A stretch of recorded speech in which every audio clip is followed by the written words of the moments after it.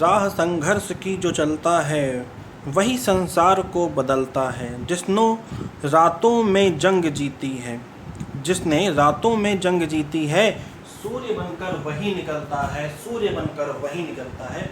इन बातों के साथ हम अपनी आज की क्लास को स्टार्ट करते हैं। स्वागत करता हूं मैं आपका आपके अपने परिवार परीक्षा अड्डा पर। आइए देखते हैं मैं आज क्या पढ़ना है। चलिए देखिए, आज का हमारा टॉपिक है एक समान गति, असमान गति और घूर्णन गति। ठीक है ना। क्या होता है एक समान गति, क्या होती है? सुनिए, एक समान गति जब आप देखते होंगे तो आप नाम से ही जान रहे हैं कि एक समान मतलब क्या? एक समान गति। पूरे रास्ते में गति क्या रहनी चाहिए? एक समान रहनी चाहिए। मतलब एक समान गति से वस्तु चलती चली जाए। ठीक है ना। ना धीमी हो ना तेज हो, एक समान 60 किलोमीटर प्रति घंटा की रफ्तार से चल रही है तो लगातार 60 किलोमीटर प्रति घंटा की रफ्तार से ही जाए। और ऐसी गति में हमेशा याद रखिएगा दोस्तों कि जो त्वरण होता है वो जीरो होता है। जो त्वरण होता है वो जीरो होता है। आपसे ऐसे भी पूछ सकता है कि इनमें से कौन, दोनों ऑप्शन में रहेगा, ये दोनों पूछेगा, इनमें से कौन त्वरित गति नहीं है? त्वरित गति नहीं है। त्वरित गति नहीं है का मतलब क्या होगा?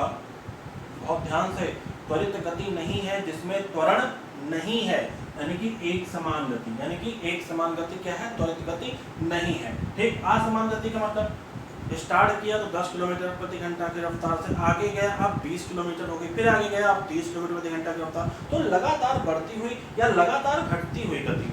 ठीक है। जिसमें ए होता है, जिसमें ए होता है उसे आप कहते हैं असमान गति। क्या कहते हैं? असमान गति। कभी कम हो जाएगा, कभी ज्यादा हो जाएगा। ठीक। तो असमान गति को आप कह सकते हैं कि यह एक प्रकार की त्वरित गति भी है। यह त्वरित गति भी है। ये क्वेश्चन है, यह त्वरित गति है। इन दोनों में से कौन सी त्वरित गति है? असमान गति। कौन सी त्वरित गति नहीं है? एक समान। ठीक है ना। इतना हो गया आपको। अगला देखिए आप, घूर्णन गति। घूर्णन गति बहुत ध्यान से देखेंगे आप।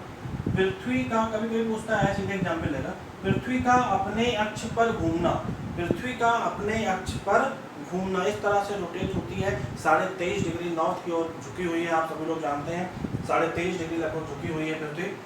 और इस तरह से घूमती है अपने अक्ष पर। तो यह किस प्रकार की गति हो गई? घूर्णन गति हो गई, रोटेशनल गति हो गई। या आप अगला एग्जाम्पल को जान सकते हैं कि भाई दरवाजे का हैंडल पकड़ के आप दरवाजा घुमाते हैं, एक जगह जाम है दरवाजा, ठीक है, और उसी के पलटा पूरा दरवाजा घुमा सकते हैं। तो यह भी किस प्रकार की गति हो गई? यह भी एक प्रकार की घूर्णन गति हो गई। इतनी बात समझ में आ गई दोस्तों। अगला टॉपिक बनेगा हमारा पीरियोडिक मोशन। Periodic motion. आइए दोस्तों देखते हैं हम लोग पीरियोडिक मोशन। अब दोस्तों एक चीज आप जान लीजिए कि पीरियोडिक मोशन को वाइब्रेशन मोशन भी कहा जाता है। पीरियोडिक मोशन को वाइब्रेशन मोशन भी कहा जाता है।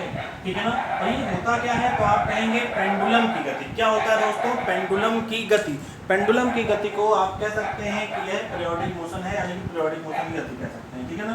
तो पेंडुलम देखिए किस प्रकार होता है, कुछ इस प्रकार से पेंडुलम लटका होता है। ठीक है ना। तो ये जो पेंडुलम की गति होती है वो कौन सी गति है? पीरियोडिक मोशन है।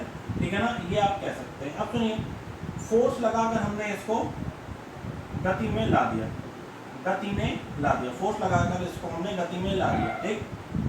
तो सुनिए बहुत ध्यान से आप, अब हम बात करने जा रहे हैं पेंडुलम के आवर्तकाल की, मतलब पेंडुलम के टाइम पीरियड की। पेंडुलम के टाइम पीरियड की क्या होता है? पेंडुलम का टाइम पीरियड। ठीक है। अब सुनिए बहुत ध्यान से देखेंगे आप। पेंडुलम पहले यहाँ गया, ठीक, फिर यहाँ आया और पुनः यहाँ आया। मतलब एक चक्कर के दौरान कितना समय लगा? एक चक्कर में पेंडुलम को पूरे एक चक्कर में कितना समय लगा? तो वही उसका आवर्तकाल कहलाता है। फिर से देखेंगे आप, देखिए यहाँ से पहले यहाँ आया, ठीक, फिर यहाँ गया, फिर बीच में आके रुक गया। ये हुआ पेंडुलम का एक चक्कर। और इसको पूरा करने में जितना समय लगा वह कहलाएगा उसका आवर्तकाल। और आवर्तकाल को आप दर्शाएंगे टी से। तो पेंडुलम के आवर्तकाल की बात हो रही है, सवाल आता है सीधे सीधे, फॉर्मूला भी पूछ लिया जाता है। पेंडुलम का आवर्तकाल टी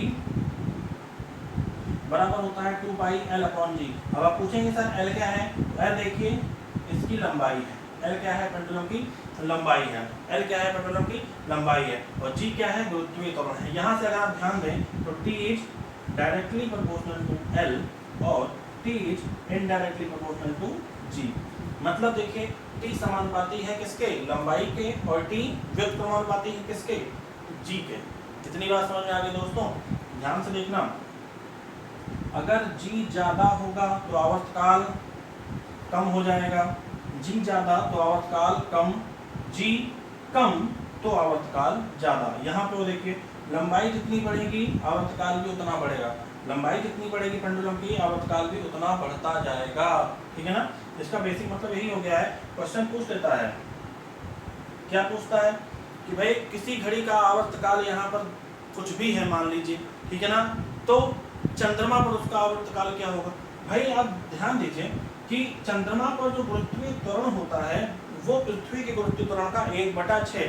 चंद्रमा पर जो गुरुत्वीय त्वरण होता है जी मून, वो पृथ्वी के गुरुत्वीय त्वरण का जी अर्थ लिखा हुआ जी अर्थ 6, ठीक, 1/6 होता है। चंद्रमा पर गुरुत्वीय त्वरण पृथ्वी पर गुरुत्वीय त्वरण का 1/6 होता है। मतलब जाहिर सी बात है कि चंद्रमा पर गुरुत्वीय त्वरण क्या हो गया, कम हो गया। ठीक है, और अगर गुरुत्वीय त्वरण कम होगा तो आवर्तकाल क्या होगा, ज्यादा हो जाएगा ना। ठीक है ना, तो आवर्तकाल क्या होगा, ज्यादा हो जाएगा। इतनी बात समझ में आ गई? अब सुनो ध्यान से, पूछता है ठंडे प्रदेशों की तुलना में हम गर्म प्रदेश में पेंडुलम वाली घड़ी को लेकर चले आए और वहाँ ठंडे प्रदेशों में कुछ आवर्तकाल था, तो गर्म प्रदेश में क्या आवर्तकाल होगा। यार दिमाग लगाओ, ठंडे प्रदेश में धातु क्या होती है, सिकुड़ रहेगी। जब गर्मी में आओगे तो कुछ हल्का सा पिघल के कुछ बड़ी होगी। मतलब क्या हुआ, जो पेंडुलम की जो लंबाई है वो गर्म प्रदेश में कुछ ना कुछ 0.001% बढ़ जाएगी, जिससे कि ठंडे प्रदेश की तुलना में गर्म प्रदेश में घड़ी का आवर्तकाल, लंबाई बढ़ेगी तो आवर्तकाल भी बढ़ेगा।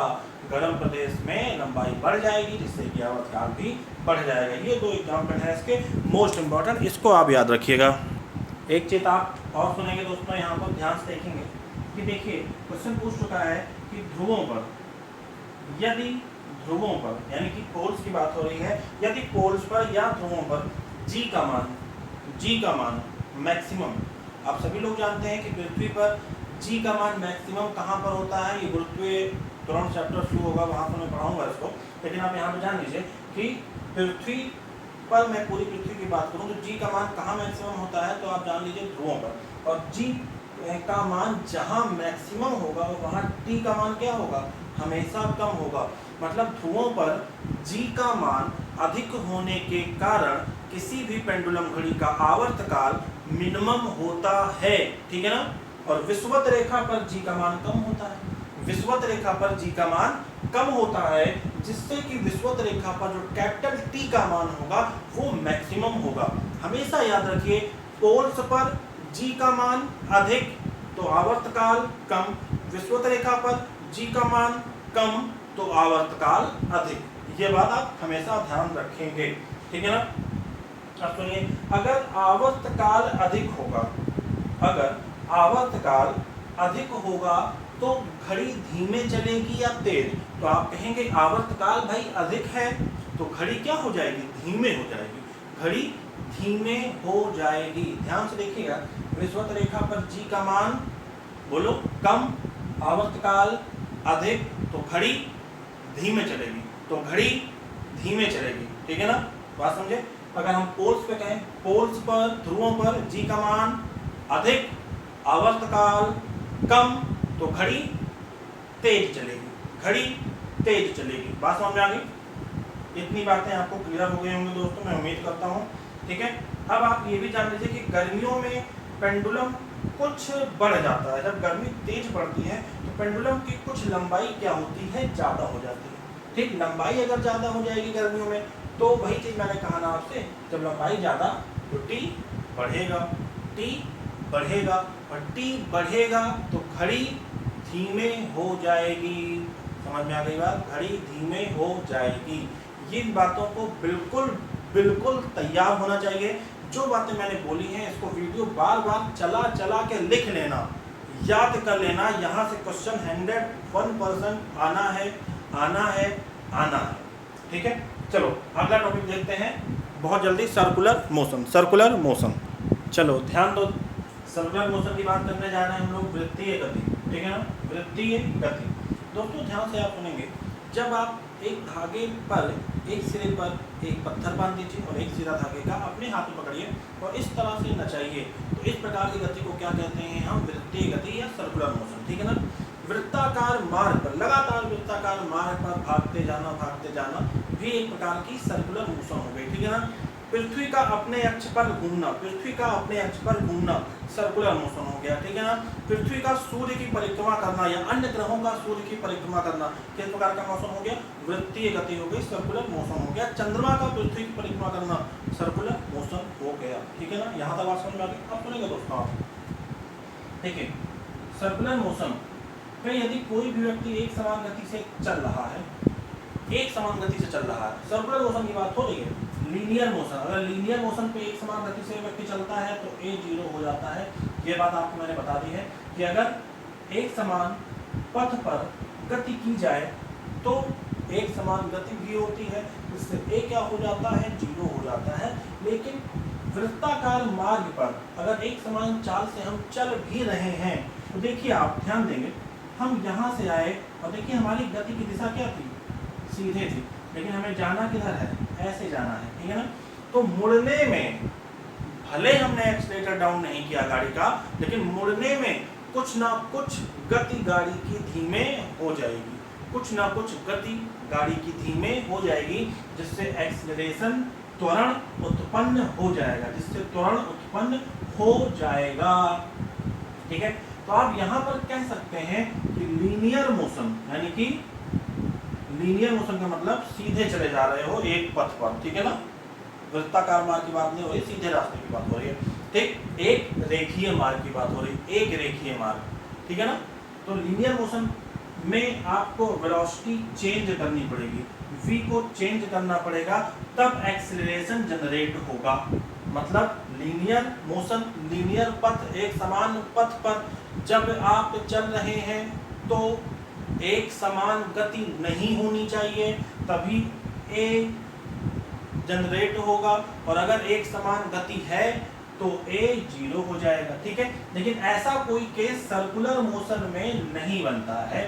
मतलब सर्कुलर मोशन में आपको वेलोसिटी v को चेंज करने की जरूरत नहीं है, ये ऑटोमेटिकली वृत्ताकार मार्ग पर होने की वजह से बदल जाएगी, जिससे यहाँ पर त्वरण होगा, ठीक है ना। क्वेश्चन पूछता है ये कि वृत्ताकार मार्ग पर हमने वेलोसिटी चेंज नहीं की, एक समान गति से ही चलते जा रहे हैं, तब भी क्या वृत्ताकार मार्ग पर त्वरण उत्पन्न होगा। आपका आंसर होगा हाँ भैया बिल्कुल होगा, क्योंकि देखिए मैंने आपको बताया कि भैया गति की दिशा इधर है, लेकिन मुड़ना हमें इधर है, खाई में तो नहीं कूद जाओगे ना, ठीक है। मुड़ना इधर है, और जब भी मुड़ेंगे कुछ ना कुछ गति धीमे हो ही जाएगी, जिससे कि एक्सीलरेशन तुम्हारा जनरेट हो ही जाएगा, ये बात होती है, ठीक है ना। उम्मीद करता हूँ दोस्तों आपको ये भी चीज़ समझ में आ गई होगी। ठीक है दोस्तों, तो आज की क्लास को हम यहीं रोकते हैं। याद रखिए दोस्तों, कोशिश करने वाले की कभी हार नहीं होती, और हार कर जीवन की नैया कभी पार नहीं होती। अगला टॉपिक हमारा बनेगा एंगुलर वेलोसिटी। आज के लिए यहीं विराम देता हूँ। जय हिंद, जय भारत।